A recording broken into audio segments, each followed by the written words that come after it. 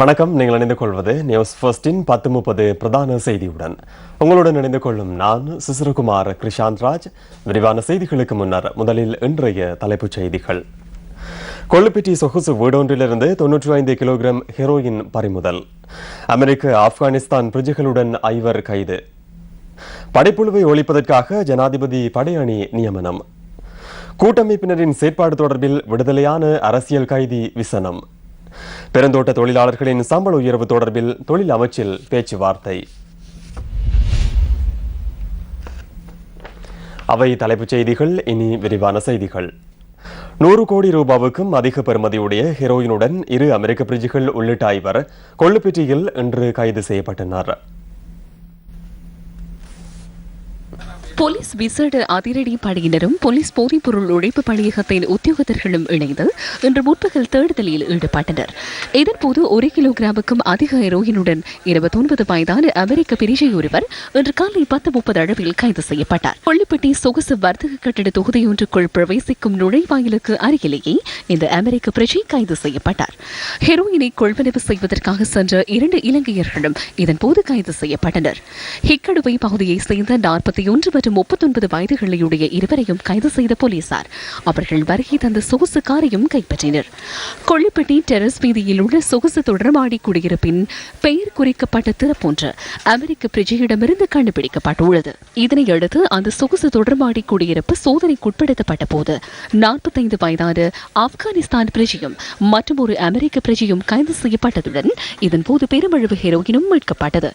4 பயணப்பகுதிகளில் இருந்து 95 கிலோகிராமுக்கும் அதிக நிறையுடைய ஹெரோயின் இந்த தேடுதலின் போது பறிமுதல் செய்யப்பட்டது. மீட்கப்பட்ட ஹெரோயினின் பெறுமதி 1141 மில்லியன் ரூபாய் என மதிப்பீடு செய்யப்பட்டுள்ளதாக போலீசார் கூறுகின்றனர். சொகுசு தொடர்மாடி குடியிருப்பில் தங்கியிருந்த வெளிநாட்டவர்களிடமிருந்து 9 கையடக்க தொலைபேசிகள் பறிமுதல் செய்யப்பட்டுள்ளன. அத்துடன் 3 மடிக்கணினிகளும் கடவுச்சீட்டுகள் உள்ளிட்ட சில பொருட்களையும் போலீசார் கைப்பற்றியுள்ளனர். கடந்த வருடம் அக்டோபர் மாதம் 26ஆம் தேதிக்கு பின்னர் ஜனாதிபதியின் பொறுப்பில் உள்ள பாதுகாப்பு அமைச்சின் கீழ் போலீஸ் திணைக்களம் கொண்டுவரப்பட்டது. அன்றிலிருந்து இதுவரையான காலப்பகுதியில் 600 கிலோகிராமுக்கும் அதிகமான போதைப் பொருளை போலீசார் கைப்பற்றியுள்ளமை குறிப்பிடத்தக்கது. படைப்புழுவின் தாக்கம் தொடர்பில் இன்று பாராளுமன்றத்தில் கவனம் செலுத்தப்பட்டது. எதிர்க்கட்சித் தலைவர் மஹிந்த ராஜபக்ச இந்த விடயம் தொடர்பில் விசேட உரை நிகழ்த்தினார். படைப்புழுவின் தாக்கத்தினால் அச்சுறுத்தலை எதிர்நோக்கியுள்ள செய்கைகள் மற்றும் பிரதேசங்கள் தொடர்பில் மக்களை உடனடியாக தெளிவுபடுத்துமாறும், அழிவடைந்த செய்கைகள் தொடர்பில் மதிப்பீடு செய்து கூடிய விரைவில் நஷ்டஈடு செலுத்துவதற்கு நடவடிக்கை எடுக்குமாறும், அனைத்து விவசாய கடன்களையும் ரத்து செய்வதற்கு நடவடிக்கை எடுக்குமாறும், தற்போது கடன் பெற்று நெருக்கடிக்கு உள்ளாகியுள்ள செய்கைகள் அழிவடைந்த விவசாயிகளுக்கு அடுத்த போக செய்கை ஆரம்பிப்பதற்கான விதை மற்றும் உரத்தை வழங்குவதற்கு நடவடிக்கை எடுக்குமாறும், அடுத்த போகம் நிறைவடையும் வரை வாழ்வதற்கான உதவியை மாதாந்தம் வழங்குமாறும் நான் இந்த உயரிய சபையின் கவனத்திற்கு கொண்டு வருகின்றேன்.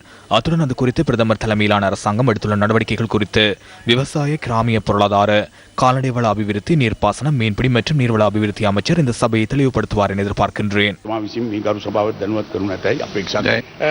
தற்போது நாம் பேசிக் கொண்டிருக்கும் இந்த தருணத்தில் இதனை எதிர்நோக்க வேண்டிய முறை தொடர்பில் பிரதமரும் ஜனாதிபதியும் அதிகாரிகளுடன் கலந்துரையாடி வருகின்றனர். முன்னாள் ஜனாதிபதி கோரியமையால் நாம் நீண்ட விளக்கத்தை நாளை வழங்குவோம். அனைவரினதும் கருத்துக்களை பெற்று இது தொடர்பில் விசேட கலந்துரையாடலை நடத்துமாறு நாம் வேண்டுகோள் விடுக்கின்றோம். அதன்போது நமது கருத்துக்களை முன்வைக்க முடியும். பாராளுமன்றத்தில் இது தொடர்பில் விவாதம் ஒன்று நடத்தப்பட வேண்டியதும் அவசியமாகும். இன்று அமைச்சரவையில் இவை அனைத்தும் பேசப்பட்டன. நஷ்டஈடு வழங்குவது தொடர்பிலும் பேசப்பட்டது. இந்த வாரத்தில் விவாதத்தை நடத்த முடியும். விவாதித்த நாட்களை கடத்துவது தற்போது அவசியமற்றது. விவசாயிகள் பாரிய அசௌகரியத்தை எதிர்நோக்கியுள்ளனர். வறட்சி ஏற்பட்ட 3 வருடங்களின் பின்னரே இந்த செய்கையை முன்னெடுத்தனர். வங்கிகளில் வட்டிக்கு கடன் பெற்று இவற்றை ஆரம்பித்தனர். தற்போது விவசாயிகள் நஞ்சிருந்த நிலைக்கு தள்ளப்பட்டுள்ளனர். ஆகவே விரைவில் நிவாரணம் வழங்க வேண்டும்.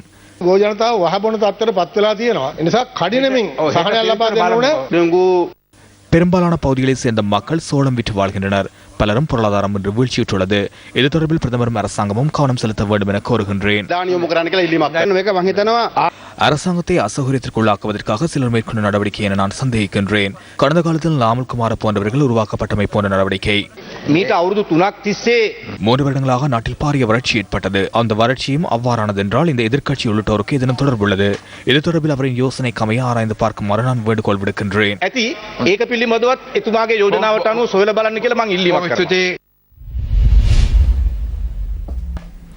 பொது நிர்வாக சேவை ஆட்சேர்ப்பிற்கான போட்டி பரீட்சை பெறுபவர்கள் வெளியாகியும் நியமனங்கள் வழங்கப்படாமை தொடர்பில் இன்று மீண்டும் பாராளுமன்றத்தில் கேள்வி எழுப்பப்பட்டது.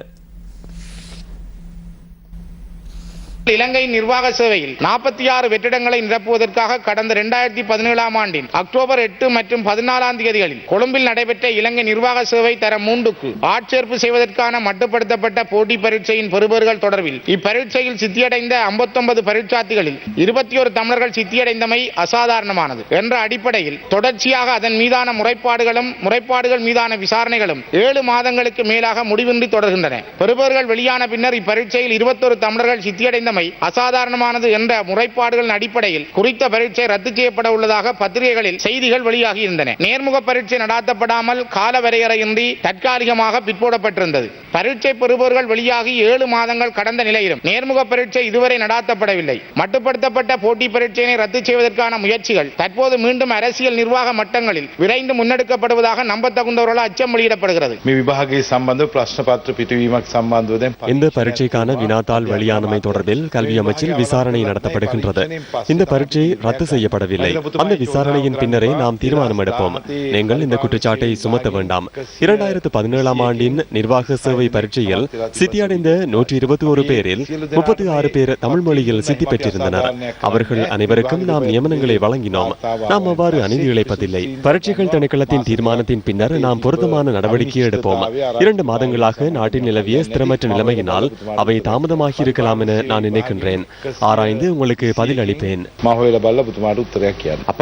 நாம் அறிந்த வகையில் அவ்வாறான பரீட்சை மோசடி இடம்பெறவில்லை என பரீட்சைகள் திணைக்களம் தெளிவான அறிக்கையை கொடுத்துள்ளது. பரீட்சை பெறுபவர்கள் வெளியிடப்பட்டு கூடிய புள்ளிகளை பெற்றவர்கள் நேர்முக தேர்வுக்கு அழைக்கப்பட்டதன் பின்னர் பரீட்சையில் மோசடி இடம்பெற்றுள்ளது என கூறுவது ஏற்றுக்கொள்ளக்கூடிய விடயமல்ல. அதிகளவான தமிழர்கள் சித்தியடைந்தார்கள் என்பதற்காக நாம் அநீதியான தீர்மானங்களை எடுக்க மாட்டோம். வினாத்தாள் திருத்தப்பட்டதன் பின்னராயினும் குற்றச்சாட்டு முன்வைக்கப்பட்டால் அதனை விசாரிக்க வேண்டும். அதில் பிரச்சனை இல்லை. யாராக இருந்தாலும் எவராக இருந்தாலும் எந்த மக்கள் பிரதிநிதியாக இருந்தாலும் இந்த நாட்டு மக்களுடைய பொதுமக்களுடைய சொத்துக்களை சூறையாடுவதோ பொதுமக்களுடைய நிதியை சூறையாடுவதோ அரசாங்க சொத்துக்களை சூறையாடுவதோ அரசாங்கத்தினுடைய எந்த ஒரு வரப்பிரசாதத்தையும் தவறாக பிரயோகிப்பதையோ நாம் ஏற்றுக்கொள்ள முடியாது. கடந்த காலங்களிலே இந்த நாட்டினுடைய பொதுமக்களுடைய சொத்துக்கள் எல்லாம் சூறையாடி ஒரு சிலர் மாத்திரம் மகாராஜாக்கள் போல் வாழ்ந்ததை நாங்கள் அனுமதிக்க முடியாது. இந்த நாட்டில் இருக்கின்ற நீதிமன்றம் நியாயமானதாக சட்டத்திற்கு முழுமையாக மதிப்பளித்து சரியான தீர்ப்பை அந்த நீதிமன்றம் வழங்கியதன் காரணத்தினால் தொடர்ந்து இந்த பாராளுமன்றமும் இந்த மக்கள் பிரதிநிதிகளும் தங்கள் சேவை ஆற்றிக் கொண்டிருக்கின்றார்கள். தொடர்ந்து பெருந்தோட்ட தொழிலாளர்கள் இந்த முதலாளிமார் சம்மேளனத்தால் வஞ்சிக்கப்படுவதை நாம் ஏற்றுக்கொண்டிருக்க முடியாது. தொடர்ந்து அவர்கள் இப்படி நிறுத்தினால் இந்த மனித உரிமை ஆணைக்குழு மூலமாகவும் அதே போன்று அரசாங்கத்தினுடைய முழுமையான ஆதரவோடு சட்டம் மூலமாக சில தீர்வுகளை காணுவதற்கும் நாம் எதிர்பார்க்கின்றோம். 2020ஆம் ஆண்டு வருடத்தில் சகல உணவுப் பொருட்களுக்கும் போஷணை அட்டனை நியூட்ரிஷன் பேனல் கட்டாயப்படுத்தப்பட்டுள்ளது. இத்தகைய உணவு பாதுகாப்பு தேசிய மட்டத்தில் உணவு கிருமி நாசினிகள் கன லோகங்கள் மற்றும் வேறு ரசாயன பொருட்கள் அடங்கியுள்ளதா என்பதை பரிசீலிப்பதற்காக நடவடிக்கை எடுப்பதுடன் அவ்வாறான சந்தர்ப்பங்களில் இருப்பின் அவற்றை தடுப்பதற்கும் விசேட வேலை திட்டங்களை நடவடிக்கை எடுக்கப்பட்டுள்ளது. பாராளுமன்றத்தில் இடம்பெற்ற மோதல் தொடர்பில் விசாரணை செய்த குழுவின் அறிக்கை இன்று சபாநாயகர் கரு ஜெயசூரியவிடம் கையளிக்கப்பட்டது. இந்த விசாரணை அறிக்கையை சபாநாயகர் சட்டமா அதிபருக்கு அனுப்பி வைப்பார் என குழுவின் தலைவர் பிரதி சபாநாயகர் ஆனந்த குமாரசிறி தெரிவித்துள்ளார். விசாரணை அறிக்கையில் குற்றம் சுமத்தப்பட்டுள்ள பாராளுமன்ற உறுப்பினர்களுக்கு எதிராக மேற்கொள்ள வேண்டிய நடவடிக்கைகள் தொடர்பில் சட்டமா அதிபரின் ஆலோசனையை பெற்றுக்கொள்வதே இந்த நடவடிக்கையின் நோக்கமாகும். குறித்த அறிக்கையில் ஐக்கிய மக்கள் சுதந்திர கூட்டமைப்பு, ஐக்கிய தேசிய கட்சி மற்றும் மக்கள் விடுதலை முன்னணி ஆகியவற்றின் பாராளுமன்ற உறுப்பினர்களுக்கு எதிராக குற்றச்சாட்டுகள் முன்வைக்கப்பட்டுள்ளன. கடந்த வருடம் நவம்பர் மாதம் 15ஆம், 16ஆம், 17ஆம் திகதிகளில் சபையில் இடம்பெற்ற அமைதியின்மை தொடர்பில் விசாரணை நடத்துவதற்காக பிரதி சபாநாயகர் ஆனந்த குமாரசிறி தலைமையில் இந்த குழுவை சபாநாயகர் அண்மையில் நியமித்தார். குறிப்பாக சட்டத்தின் பிரகாரம் சபாநாயகர் அந்த பொறுப்பை நிறைவேற்றுவதற்கு இடையூறு செய்தவர்கள் தொடர்பில் நாம் அறிக்கை சமர்ப்பித்துள்ளோம். அதில் தண்டனை வழங்குவதற்கான இயலுமை கிடையாது. சபாநாயகர் ஆராய்ந்து தீர்மானம் ஒன்றை எடுப்பார். அனைவரையும் நாம் பேரிட்டுள்ளோம். கடந்த நவம்பர் மாதம் 14ஆம் திகதி தமிழ் தேசிய கூட்டமைப்பின் பாராளுமன்ற உறுப்பினர் எம்.ஏ. சுமந்திரன் நிலையில் கட்டளைகளை இடைநிறுத்துவதற்கு முன்வைத்த பிரேரணையை அடுத்து சபையில் அமைதியின்மை ஏற்பட்டது. Your attention, Honorable Speaker, to சபாநாயகர் அவர்களே, இலக்கம் 135வது நிலையற் கட்டளையை உங்களது கவனத்திற்கு கொண்டு வருகின்றேன். இந்த சபையின் நிலையற் கட்டளைகளை இடைநிறுத்த வேண்டும் என நான் பிரேரிக்கின்றேன். நீங்கள் காணும் வகையில் அமைச்சரவையில் உள்ள அமைச்சர் அல்லாத ஒருவர் இந்த பிரேரணை முன்வைத்தால் அது தொடர்பில் சபை வாக்கெடுப்பின் மூலம் தீர்மானிக்க வேண்டும். இதற்கமைய நாம் நிலையற் கட்டளைகளை இன்றைய தினத்தில் இடைநிறுத்துவதற்கான பிரேரணையை முன்வைக்கின்றேன். So as I move that the standing orders be suspended for the day. When you point a finger at somebody, they don't realize there's only one finger pointed at the other side, but there are three fingers pointed at yourself.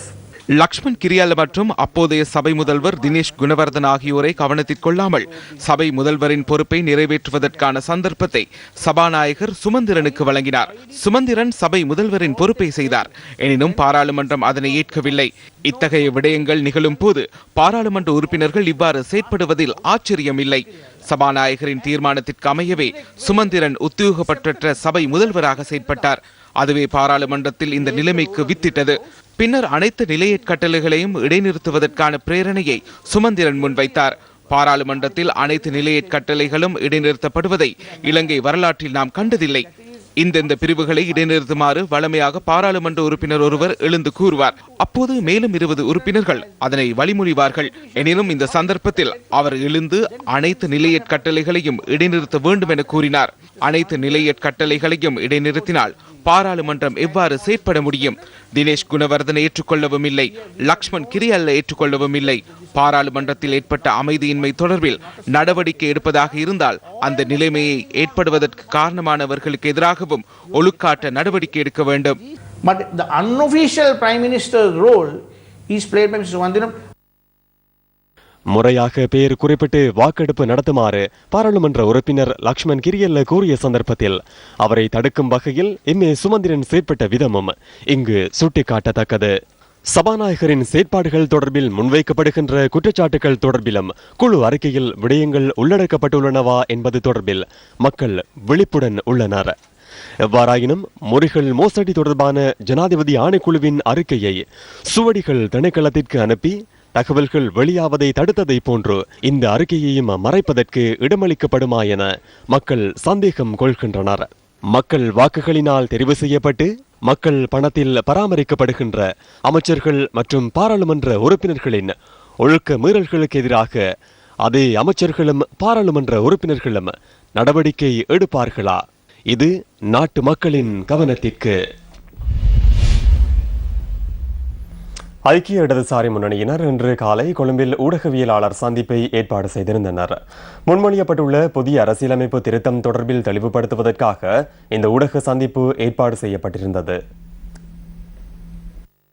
அரசியலமைப்பு குழுவினால் நியமிக்கப்பட்ட வழிநடத்தல் குழுவின் உறுப்பினரான கலாநிதி ஜெயம்பதி விக்ரமரட்ன மற்றும் மக்களின் ஆலோசனைகளை பெற்றுக் கொள்வதற்காக நியமிக்கப்பட்ட குழுவின் உறுப்பினரான லால் விஜயநாயக ஆகியோர் இந்த ஊடக சந்திப்பில் கலந்து கொண்டிருந்தனர். மேற்கொள்ளப்படவுள்ள கலந்துரையாடல் தொடர்பில் ஊடக சந்திப்பின் போது கருத்து தெரிவிக்கப்பட்டது.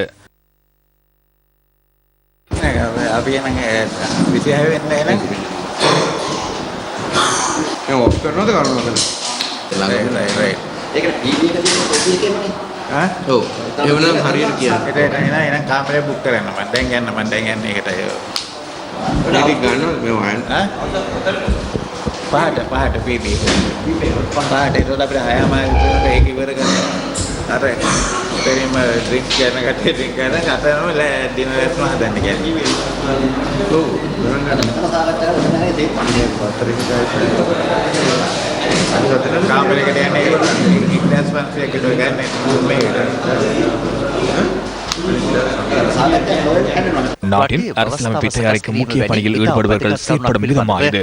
புதிய அரசியலமைப்பு தொடர்பில் மகாநாயக தேரர்கள் தற்போது விசாரணை ஆரம்பித்துள்ளனர். மக்கள் உங்களின் நடவடிக்கை தொடர்பில் அவதானமாக உள்ளார்கள் என்பதை மறக்க வேண்டாம். கொள்ளுப்பிட்டி ஜும்மா பள்ளிவாசலில் நடைபெற்ற சமய வழிபாடுகளில் கலந்து கொண்ட எதிர்க்கட்சித் தலைவர் மஹிந்த ராஜபக்ச இவ்வாறு கருத்து தெரிவித்தார். அரசியலமைப்பு சமர்ப்பிக்கப்படவில்லை என்று கூறுகின்றனர். இது அரசியலமைப்பு அல்லவென பிரதமர் கூறியுள்ளார். அவ்வாறென்றால் இது என்ன? இது தொடர்பில் நமக்கு தெரியாது. நாம் பலமையாக கூறுவது போல ரணில் விக்ரமசிங்க மற்றும் சுமந்திரனுக்கு இடையிலான ஒப்பந்தம் நிறைவேற்றப்பட்டுள்ளது. நாட்டு மக்களையும் மாற்றுகின்றனர். ஒரு பக்கம் சிங்கள மக்களையும் மாற்றுகின்றனர், முஸ்லிம் மக்களையும் மாற்றுகின்றனர், வடக்கில் உள்ள தமிழ் மக்களையும் மாற்றுகின்றனர். සිංහල ජනතාව රවට්ටනවා, මුස්ලිම් ජනතාව රවට්ටනවා. අර පැත්තෙන් උතුරේ ඉන්න දෙමළ ජනතාව රවට්ටනවා. மக்களை இதனை நிறுத்த வேண்டும். எமக்கிடையில் ஒற்றுமை இருக்க வேண்டும். தேசம் என்ற வகையில் இன ரீதியாக மத ரீதியாக ஒற்றுமைப்பட வேண்டும். அவ்வாறு இல்லாமல் இதனை செய்ய முடியாது. මේ වැඩි කරන්න බෑ. அரசியலமைப்பு தேவையான விடயம். ஆனால் அரசியலமைப்பில் என்ன விடயங்கள் உள்ளடக்கப்படுகின்றது என்பதே இங்கு காணப்படும் பிரச்சினை.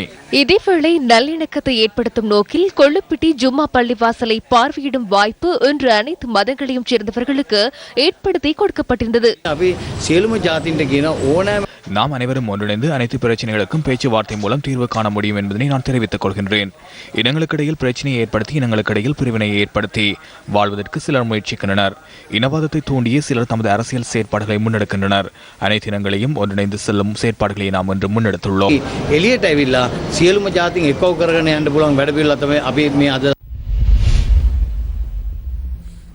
28 வருடங்களின் பின்னர் சொந்த நிலத்தில் கால்தடம் பதிக்கும் சந்தர்ப்பம் வலி வடக்கை சேர்ந்த சில குடும்பங்களுக்கு இன்று கிட்டியது. நேற்று விடுவிக்கப்பட்ட 1363 ஏக்கர் காணியில் தையட்டி வடக்கு தையட்டி தெற்கு பகுதியை சேர்ந்த பொதுமக்களின் காணிகளும் அடங்குகின்றன. ராணுவத்தினர், பிரதேச செயலாளர் உள்ளிட்ட அரசு அதிகாரிகள் மற்றும் காணிகளின் உரிமையாளர்கள் விடுவிக்கப்பட்ட பகுதிகளுக்கு இன்று சென்றனர். தையட்டி வடக்கு தையட்டி தெற்கு கிராம சேவகர் பிரிவுகளை உள்ளடக்கி 19 ஏக்கர் காணிக்கான ஆவணம் ராணுவத்தினரால் பிரதேச செயலாளரிடம் இதன்போது கையளிக்கப்பட்டது. உண்மையிலே இங்கே பல பொதுமக்கள் வருகை தந்திருக்கிறார்கள். அவர்கள் இந்த வீடுகளை பொறுப்பேற்பதற்கும் வரை நாங்கள் போலீசாரையும் பாதுகாப்பு படையினரையும் கேட்டிருக்கின்றோம். காணி உரிமையாளர்கள் காணியை பொறுப்பெடுக்கும் வரை இந்த பாதுகாப்பை தொடர்ந்து வழங்குமாறு கேட்டிருக்கின்றோம். பிறந்து வளர்ந்த மண்ணில் மகிழ்வுடன் கால்தடம் பதித்தாரும் தனது மனங்களில் உள்ள ஏக்கங்களை இந்த மக்கள் இவ்வாறு வெளிப்படுத்தினர். கடைசியாக நான் இங்கே இந்த வீட்டிலிருந்து தான் உழைக்கிட்டு போனேன். இது என்ற சொந்த வீடு, 14 பரப்பு காணி.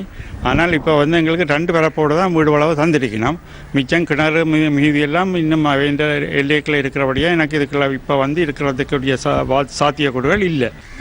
விடுபட்டதால் சந்தோஷம் கொஞ்சம். ஆனால் வீடுகள் எல்லாம் சரியான சேதம், கூறியல் எல்லாம் மாற்றி எல்லாம் வளம் எல்லாம் மாற்றி இருக்கணும். நிறைய கதவுகள் ஒன்றும் இல்லை. இது நாங்கள் பிறந்து வளர்ந்த இடம் இதுதான். விட்டது ஏதோ டேமேஜ் என்றாலும் ஏதோ சந்தோஷம் தானே. நாங்கள் இப்போ 90ஆம் ஆண்டு வழிக்கிட்டு இந்த இவ்வளோ காலம் இங்கே வழியில் இருந்து இப்போ தான் எங்கள்கிட்ட காணியை பார்க்குறதுக்கு வந்திருக்கிறோம். நாங்கள் நினைச்ச மாதிரி அப்படியாப்பட்ட ஒரு எதுவும் இல்லை. கனவிதமான மாற்றங்கள், ரோட்டுகள், பாதைகள், வீடுகள் எல்லாம் மாற்றங்கள். அபிவிருத்தி திட்டங்கள் மேற்கொள்ளப்படுகின்ற சந்தர்ப்பத்தில் குறித்த அபிவிருத்தி திட்டத்தின் நிதி ஒதுக்கீடு உட்பட ஏனைய விடயங்கள் தொடர்பில் காட்சிப்படுத்தப்பட வேண்டியது அவசியமாகும். எனினும் எந்தவித விவரங்களும் இன்றைய நிலையில் மேற்கொள்ளப்படுகின்ற அபிவிருத்தி திட்டம் தொடர்பில் நியூஸ் ஃபர்ஸ்ட் இன்று ஆராய்கின்றது. தேசிய கொள்கைகள் மற்றும் பொருளாதார அலுவல்கள் அமைச்சின் கம்பேர்லிய திட்டம் மற்றும் மேலும் பல நிதி ஒதுக்கீடுகளின் கீழ் நாடளாவிய ரீதியில் அபிவிருத்தி பணிகள் நடைபெற்று வருகின்றன. கிளிநொச்சி மாவட்டத்தின் பல பகுதிகளிலும் கம்பேர்லிய திட்டத்தின் கீழ் பல்வேறு அபிவிருத்திகள் மேற்கொள்ளப்பட்டு வருகின்றன. இந்த புறத்தில் கம்பேர்லிய திட்டத்தின் கீழ் அமைக்கப்பட்டுள்ள வீதியே இது. இவ்வாறு கரைச்சி பகுதி உட்பட கிளிநொச்சி மாவட்டத்தில் அபிவிருத்திகள் மேற்கொள்ளப்பட்டு வருகின்ற போதிலும் அவை எதிலும் திட்டம் தொடர்பிலான விவரங்களை உள்ளடக்கக்கூடிய பதாதைகள் காட்சிப்படுத்தப்படாமை தொடர்பில் மக்கள் தமது அதிருப்தியை தெரிவிக்கின்றனர். தகவல் அறிவு உரிமை சட்டம் ஒன்று இருக்குது. அந்த சட்டத்துக்கு கீழே நீங்கள் போர்டு ஒன்று போட்டிருக்கணும். யார் செய்கிறது, இந்த வேலைக்கான எஸ்டிமேட் எவ்வளோ, எந்த நிதியில் செய்கிறது, யார் கண்ட்ராக்ட் செய்கிறது, எல்லாமே ஒரு பரமே எங்களுக்கு அறிய தரையில்லை. யாரோ செய்கிறாங்க, எங்கிட்ட யார்கிட்ட கேள்வி கேட்குறேன்டே தெரியல. அங்கே கள்ளக்கொட்டி இருக்குது, இந்த பள்ளங்கள் இருக்குது, தண்ணி நிரம்பி கிடக்கு. இதில் செய்ய வேண்டியதுக்கு எஸ்டிமேட் எடுத்து போட்டு அங்கே கொண்டு போய் ரோட்டை போடுறாங்க. இல்லை தான் செய்கிறதுக்கு எஸ்டிமேட் எடுத்திருக்காங்க. இதுதான் செய்ய வேண்டிய முக்கியமான இடமும் கூட. தண்ணி நினைக்கிறது சேராகிற இந்த இடம். இப்போ இதுக்கு எஸ்டிமேட் எடுத்து போட்டு அங்கே கொண்டு போய் ரோட்டை செய்ய என்ன பலன் இருக்குது? எங்களுக்கு அந்த மக்களோட ஒருவரும் கதைக்கு தொடரும் இல்லை, ஒன்றும் இல்லை. தங்கட வார்டில் கொண்டு போட்டு ஜிஎஸ்எம் இல்லை, ஒருவரும் இல்லாமல் போட்டு கிரவில் ஒன்றும் பறிக்கல. சைட்டில் இருந்த மண்ணை வலிச்சு நடுவில் போட்டு சும்மா மேலால் அந்த போட்டு கிடக்குது. காட்சி பதாதைகளை அமைப்பதற்காக 6000 ரூபாய் நிதி ஒதுக்கீடும் அபிவிருத்தி திட்டத்தில் உள்வாங்கப்படுகின்ற போதிலும் காட்சி பதாதைகள் காட்சிப்படுத்தப்படாமையின் பின்னணி என்ன? கம்பரலிய திட்டத்தை காட்சிப்படுத்த வேண்டிய தேவை மதிப்பீடு தயாரிக்கப்பட்டிருக்கின்ற மதிப்பீட்டு அடிப்படையிலும் சுற்று நிறுவனங்களின் அடிப்படையிலும் சகல வீதிகளின் போதும் அதை கடைபிடிப்பது எங்களுடைய விருப்பமாகவும் இருந்து வந்தது. ஆனால் விசேடமாக கம்பரலிய வேலை திட்டம் நடைபெற்று கொண்டிருந்த பொழுது நாட்டிலே அரசியல் குழப்ப நிலை ஏற்பட்டிருந்த காரணத்தினாலே அரசியல் குழப்ப நிலையின் போது இலங்கையினுடைய அரச தலைவர்கள் யாராக இருக்கிறார்கள் என்பது சரிவர உறுதி செய்யப்படாத ஒரு நிலவரம் நாட்டிலே இருந்த காரணத்தினால் நாங்கள் அவர்களுடைய படங்களுடனான பெயர் பலகையை நிறுவுவதிலே தாமதங்கள் இருந்தது. எதிர்வரும் 15 நாட்களுக்குள் இந்த வேலைகளை பூரணப்படுத்தி மாசி மாதம் 1ஆம் வாரத்திலே அதற்கான பெயர் பலகைகளை இட்டு பொதுமக்களிடம் அந்த வீதிகளை கையளிக்குமாறு நாங்கள் சம்பந்தப்பட்ட அதிகாரிகளை கேட்டிருக்கிறோம். பொதுமக்களின் பணத்தை பயன்படுத்தி அபிவிருத்தி பணிகளை முன்னெடுக்கும் போது அதில் வெளிப்படைத்தன்மை பேணப்பட வேண்டியது அவசியம் அல்லவா?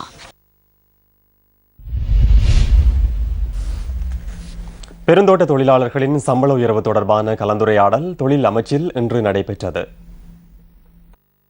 தொழில் மற்றும் தொழிற்சங்க உறவுகள் அமைச்சரவை அந்தஸ்தற்ற அமைச்சர் ரவீந்திர சமரவீர தலைமையில் நடைபெற்ற இந்த கலந்துரையாடலில் கூட்டு ஒப்பந்தத்தில் கைச்சாத்திடுகின்ற தொழிற்சங்கங்களின் பிரதிநிதிகள் கலந்து கொண்டிருந்தனர். இன்றைய தினம் கலந்துரையாடப்பட்ட விடயங்களை முதலாளிமார் சம்மேளனத்தின் கவனத்துக்கு கொண்டுவரவும் தீர்மானிக்கப்பட்டுள்ளது.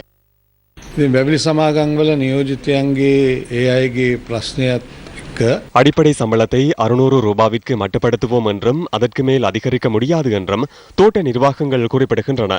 இதற்கு பல நியாயமான காரணங்களை அவர்கள் முன்வைக்கின்றனர். அவர்களுக்கு சில பிரச்சனைகள் உள்ளமையை நாம் அனைவரும் ஏற்றுக்கொள்ள வேண்டும். சில தொழிற்சங்கங்கள் 1000 ரூபாய் அடிப்படை சம்பளத்தை கோருகின்றன. அது நீதியானது என நான் கருதவில்லை.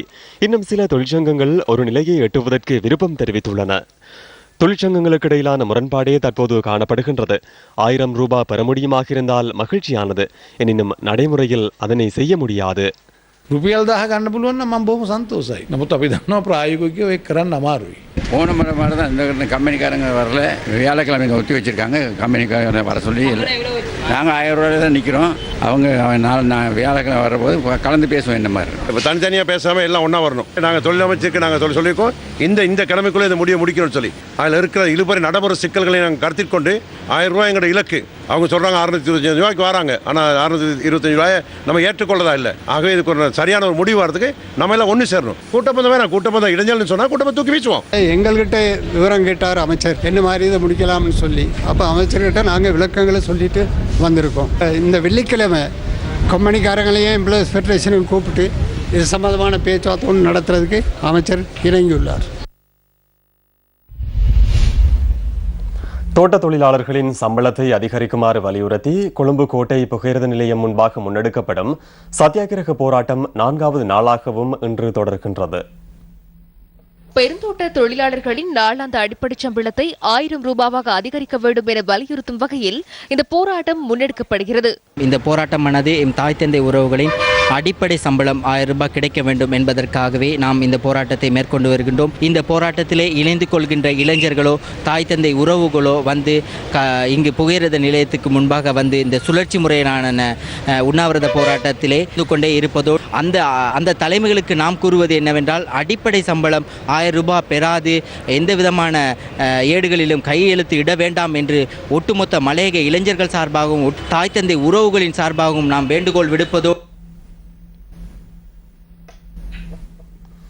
ஸ்ரீலங்கா சுதந்திர கட்சியின் கேகாலை மாவட்ட அமைப்பாளர் AM சத்யநாதன் யாட்டியாந்தோட்டையில் ஊடக சந்திப்பொன்றை ஏற்பாடு செய்திருந்தார்.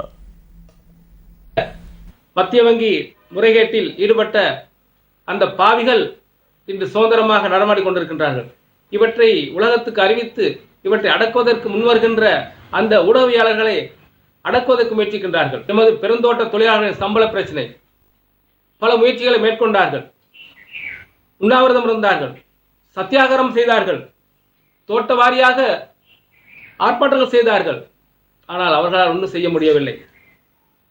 யார் அழுத்தம் கொடுக்க வேண்டுமோ அவர் அழுத்தம் கொடுக்காமல் பாராமுகமாக இருக்கின்றார்கள். இது மிகவும் கவலைக்குரிய விடயம். அது மட்டுமல்ல, எமது திகாம்பரம் ஐயா அவர்கள், அமைச்சர் திகாம்பரம் ஐயா அவர்கள் கூறுகின்றார்கள், கௌரவ ஆர்மம் தொண்டமான ஐயா அவர்கள் வெளியே வர வேண்டும் என்று. அவர் எப்படி வர முடியும்? அவர் பாராளுமன்ற உறுப்பினர்.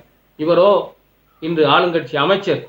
அவை அமைச்சில் இருக்கின்றவர்கள், அந்தஸ்து உள்ளவர்கள், அதிகாரத்தில் உள்ளவர்கள், ஆட்சியை தங்களை தக்க வைத்துக் கொள்ள வேண்டும் என்று போராடியவர்கள், முன்னின்று உழைத்தவர்கள் அழுத்தம் கொடுக்க வேண்டும். விடுதலை செய்யப்பட்ட அரசியல் கைதிகள் யாழ்ப்பாணத்தில் இன்று ஊடக சந்திப்பொன்றை ஏற்பாடு செய்திருந்தனர். தமிழ் தேசியத்தினையும் பல உயிர் தியாகங்களினையும் இழிவுபடுத்தி சிங்கள பேர்ணவாத சக்திகளிடம் தமிழர்களை பேரம் பேசி விற்று தங்களின் சுகபோக வாழ்க்கையை முன்னெடுத்து செல்வதனை கூட்டமைப்பினர் கைவிட வேண்டும். சுமந்திரனின் எஜமான் என கருதப்படும் பிரதமர் ரணில் விக்ரமசிங்கவிற்கு ஏற்பட்ட பதவி நெருக்கடிக்கும் அண்மையில் கஞ்சா போதைப் பொருளுடன் தொடர்புடையவர்கள் என சந்தேகத்தின் பெயரில் போலீசாரால் கைது செய்யப்பட்டவர்களுக்காகவும் துடித்த சுமந்திரனின் சட்ட புலமை அரசியல் வல்லமை அரசியல் கைதிகள் விடயத்திலும் காணப்படுமா? இன்றுடன் நல்லாட்சி என கூட்டமைப்பினரால் கூறப்பட்ட ஆட்சி 4 வருடங்கள் கடந்துள்ள நிலையில் தமிழ் மக்களின் வாக்குகளை பெற்றுக் கொடுத்த கூட்டமைப்பினர் பேசிய பேரம் பெட்டி நிறைய பணம் தானா?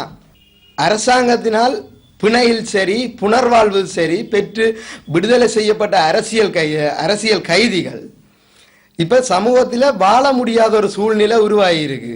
ஏனென்று சொன்னால் தமிழ் தேசிய கூட்டமைப்பின் சுமந்திரனோ அவர்கள் மீது பொய்யான வழக்கை புனைந்து அவர்களை மீண்டும் சிறையில் தள்ளும் ஒரு நடவடிக்கையில் காணப்படுகிறது. இந்திய அபிவிருத்திக்கான வெளிநாட்டில் வசிக்கும் பிரைவர்ஸ் பாரதிய திவாஸ் நிகழ்வு இன்று கண்டியில் நடைபெற்றது. ஒவ்வொரு வருடமும் ஜனவரி மாதம் 9ஆம் தேதி இந்த நிகழ்வு முன்னெடுக்கப்படுகின்றது. இந்திய துணை தூதுவர் திவேந்திர சிங் தலைமையில் இந்த நிகழ்வு கண்டியில் இன்று இடம்பெற்றது. The major object of celebrating the Pravasi Bharatiya Divas is to strengthen the வெளிநாடுகளில் வசிக்கும் இந்தியர்களுடனான வலையமைப்பை மேலும் விரிவுபடுத்துவதே இந்த பிரவஸ் பாரதிய திவாஸின் முக்கிய நோக்கம். கடல் கடந்து வசிக்கும் இந்திய மக்களுடனான பிணைப்பை மேலும் வலுப்படுத்தும் நோக்கில் இந்த திட்டம் முன்னெடுக்கப்படுகின்றது. இவ்வாறு பிணைப்பை வலுப்படுத்துவதன் மூலம் கடல் கடந்து வாழும் இந்தியர்களின் பிரச்சனைகளை அறிந்து கொள்வதுடன் இந்தியாவின் அபிவிருத்தி தொடர்பிலும் கவனம் செலுத்த முடியும். in India's development. Sports first Allianz platinum விருது வழங்கல் விழாவுக்கான மாவட்ட மட்ட ஊக்குவிப்பு செயற்றிட்டம் நாளை 8வது நாளாக நடைபெற உள்ளது. வணக்கம். இன்று நாம் யாழ்ப்பாணத்திலிருந்து கிளிநொச்சி நகருக்கு வருகை தந்திருக்கிறோம். நாளை கிளிநொச்சி மத்திய மகா வித்தியாலயத்திலேயே எமது பிளாட்டினம் விருது வழங்கும் விழாவினுடைய மற்றொரு கட்டம் ஆரம்பிக்கப்பட இருக்கின்றது. இதற்கு முன்னதாக நாம் கிளிநொச்சி நகரிலே இன்று இசை நிகழ்ச்சி ஒன்றினை ஆரம்பித்திருந்தோம். இதன் போது தீபச்சுடரை ஏந்தி வந்த எமது வாகனத்திற்கு ஒலிம்பிக் தீபத்தினை கைக்கு கை மாற்றி தங்களுடைய ஆசீர்வாதத்தை இவ்வாறு வழங்கியிருந்தார்கள். இதன் போது மிகவும் மகிழ்ச்சிகரமான ஒரு செய்தியாக இருந்தது எமக்கு. குறிப்பாக இந்த பிரதேசத்தில் இருக்கக்கூடிய தேசிய வீர வீராங்கனைகளை கௌரவிக்கும் ஒரு வாய்ப்பு இந்த பிரதேசத்தில் இருக்கக்கூடிய மக்களுக்கும் கிடைத்திருந்தது என்பதை நினைத்து நாங்கள் பெருமிதம் கொள்கின்றோம். ஸ்போர்ட்ஸ் ஃபெஸ்ட் சார்பாக கிளிநொச்சியிலிருந்து ரத்னம் கோகுலன். இலங்கை ஏ அணியில் வீரர் ஒருவரை உள்வாங்க செய்வதற்காக இலங்கை கிரிக்கெட் நிறுவனத்தின் தொழில்நுட்ப அதிகாரி ஒருவர் தமக்கு $1 மில்லியன் லஞ்சம் கொடுக்க யோசனை முன்வைத்ததாக விளையாட்டுத்துறை அமைச்சர் ஹரின் பெர்னாண்டோ கூறுகிறார். இந்த நாட்களில் நான் கிரிக்கெட்டை தூய்மைப்படுத்த செல்வதை நீங்கள் காண்கிறீர்கள். எந்த நேரத்தில் எனது கழுத்து அறுக்கப்படுமோ தெரியாது. மிகவும் கடினமான காரியம். நம்பினால் நம்புங்கள். கிரிக்கெட் நிறுவனத்தில் பணியாற்றும் ஊழியர் ஒருவரை என்னை அந்த அளவுக்கு சிறுமைப்படுத்தியுள்ளார். 10 லட்சம் ரூபாவுக்கு இலங்கை ஏ அணியில் வீரர் ஒருவரை இணைக்க கேட்டார். அதனை அவர் எனக்கு குறுந்தகவல் மூலம் அனுப்பினார். நல்ல வேளையாக எனது வாட்ஸ்அப்புக்கு அந்த தகவல் வந்தது. நான் சண்டித்தனம் காட்டுவதற்காக இதனை கூறவில்லை. இலங்கையில் லஞ்சம் என்பது எந்த அளவுக்கு சென்றுள்ளது என்பதை புரிந்து கொள்ளக்கூடியதாக இருக்கின்றது.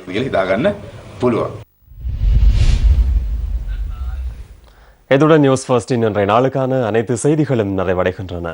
வணக்கம்.